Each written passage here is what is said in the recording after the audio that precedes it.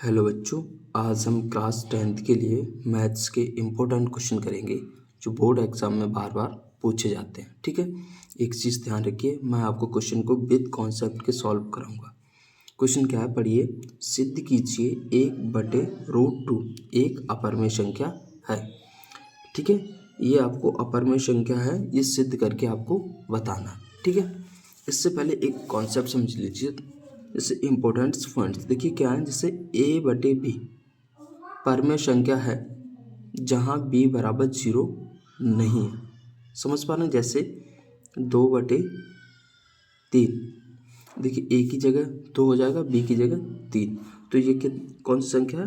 परमेय। b बराबर देखिए नीचे 0 नहीं है, तो हम कह सकते हैं 2/3 एक परमेय संख्या है। ठीक है, तब क्या होगा, ए बी सहअभाज्य संख्या होती हैं। जो a/b हैं वो कैसी होंगी? सहअभाज्य संख्या। सहअभाज्य संख्या क्या होती हैं?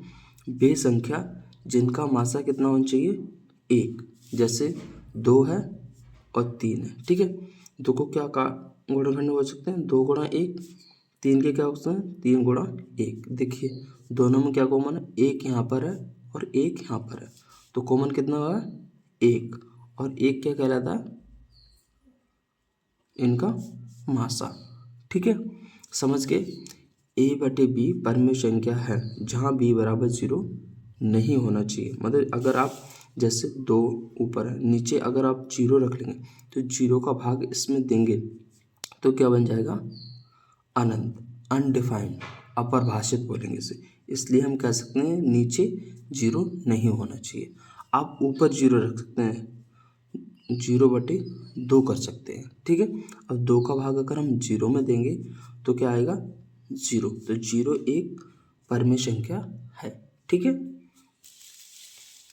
समझ गए आप? ए और बी सहअभाज्य संख्या, बे संख्या जिनका मासा कितना होना चाहिए? 1, क्या कहलाएंगे वो? सहअभाज्य संख्या। ठीक है, अब हम इक्वेशन को हल करते हैं।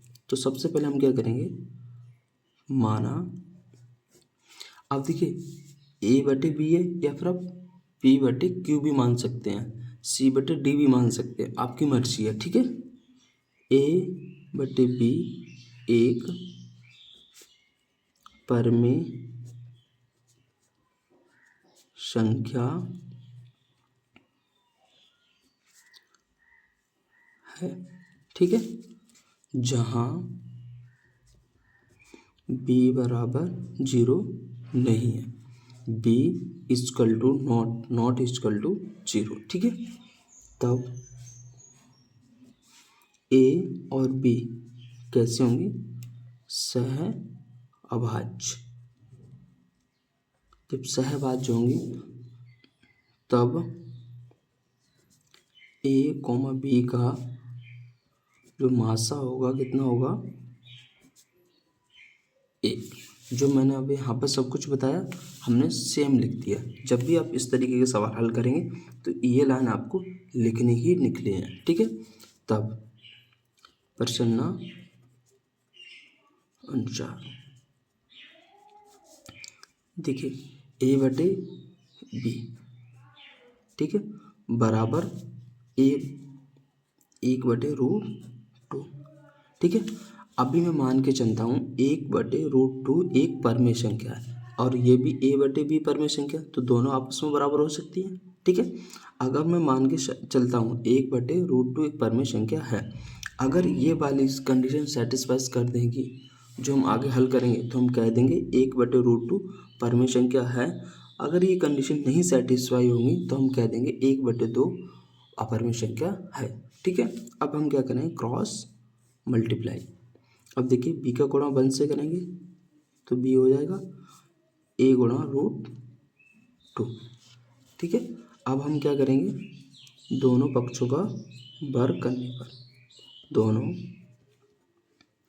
पक्षों का वर्ग करने पर तो क्या होगा? इधर देखिए b² हो जाएगा, इधर a√2 का वर्ग। ठीक है, आगे देखिए b²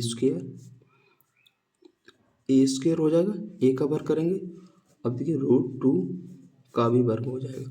अब देखिए रूट और वर्ग आपस में कैंसिल कर देते हैं, तो बी स्क्वायर बराबर ए स्क्वायर 2। अगर आप नहीं समझ पाए हों जैसे कैसे कैंसिल कर देते समझ लीजिए। जैसे √2 है, ऊपर वर्ग है। अब देखिए 2, रूट का मान होता है 1/2, तो हम इसका मान लगा सकते हैं 1/2 और इसका घात कितनी है 2 है, ठीक है। तो 2, अब 1/2 2 से गुणा हो जाएगा, 1/2 गुणा 2, 2 से 2 कैंसिल हो जाएगा, 2 की घात कितनी बचेगी 1।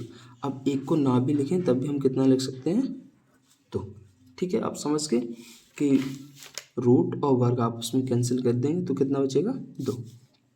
तो बी स्क्वायर बराबर 2a स्क्वायर, ठीक है। अब समझिए अगर मैं ए स्क्वायर बराबर निकालूं तो 2 का भाग लग जाएगा इसमें, बी स्क्वायर अपॉन 2। अब देखिए यहाँ से क्या समझ में आता है कि 2 का भाग बी स्क्वायर में जा रहा है, इसका मतलब बी स्क्वायर 2 से विभाज्य है, ठीक है। 2 का भाग ही तो लग रहा है बी स्क्वायर में, तो हम कह सकते हैं कि बी स्क्वायर 2 से विभाज्य है, ठीक। अब देखिए बी स्क्वायर, तो बी भी 2 से विभाज्य होगी, बी भी 2 से विभाज्य होगी। देखिए कैसे, जैसे सपोज 2 का मैंने वर्ग किया, 2 का वर्ग करूँगा तो कितना होगा 4। अब ये 4 संख्या अगर 2 से मैं ऐसे काटूँ तो 2 दूनी 4, कट गई थी, ये कट गई। अब इससे मैं 2 को काटता हूँ 2 से, तो 2 एकम 2, तो समझ के जैसे सपोज ए रहा होगा, अगर मैं ए का वर्ग करूँ ए स्क्वायर, ठीक है। अगर ए स्क्वायर 2 से कट रहा है तो ए भी तो कटेगा 2 से, इसी तरह जैसे, ठीक है, समझ गए आप। अब आगे क्या करेंगे, माना यहाँ पर समझ लीजिए जैसे बी स्क्वायर था, तो अब बी बराबर आप क्या करेंगे 2c। अब 2c क्यों माना मैंने, क्योंकि b है वो 2 का, b 2 से विभाज्य, तो 2 का गुणनखंड भी तो होगा। समझिए जहाँ पर जैसे 4 था, अब 4 2 से कट रहा है, तो ऊपर 2 × 2/2। अभी 2 से 2 को काटा है तो ये 2 गुणनखंड था, तभी तो 2 से कटा, तो हम कह सकते हैं कि b 2 का गुणनखंड होगा। तो हम b बराबर मान लिया 2c, और हम क्या करेंगे इसमें रख देंगे यहाँ पर ए स्क्वायर बराबर b की जगह रख दीजिए, कितना होगा 2c, और वर्ग है तो वर्ग लगा दीजिए /2। ए स्क्वायर 2 का वर्ग करेंगे 4, सी का वर्ग करेंगे सी स्क्वायर अपॉन 2, ठीक है। 2 दूनी 4, तो ए स्क्वायर बराबर 2c स्क्वायर। अब देखिए अगर मैं सी स्क्वायर बराबर निकालूंगा तो 2 का भाग ए स्क्वायर में लग जाएगा, ठीक है। अब इसका मतलब क्या है कि 2 का भाग ए स्क्वायर में जा रहा है, ठीक। तो हम कह सकते हैं ए स्क्वायर 2 से विभाज्य है, तो ऐसे ए भी 2 से विभाज्य होगा, ए भी 2 से विभाज्य होगा, क्योंकि इसी तरीके से सेम पैटर्न है। देखिए ये वाला जब 2 का भाग बी स्क्वायर में जा रहा था तो मैंने आपको समझाया था कि 4 में जा रहा है तो 2 में भी जाएगा, इसी प्रकार बी भी 2 से कटेगा। अब नीचे समझिए, अब 2 का भाग ए स्क्वायर में जा रहा है तो ए स्क्वायर 2 से कटेगा, तो इसका मतलब ए भी 2 से कटेगा, तो मतलब ए भी 2 से विभाज्य होगा।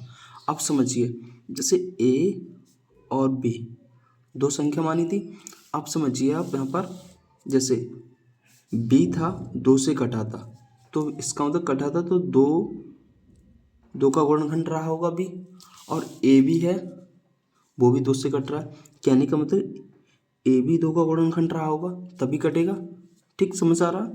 अब देखिए दोनों में 2 और 2 है, तो दोनों में इसमें भी 2 है और इसमें भी 2 है, तो 2 है, तो हम मासा इसका कितना हो जाएगा, जो दोनों में कॉमन होता है वो कितना होगा 2, ठीक है।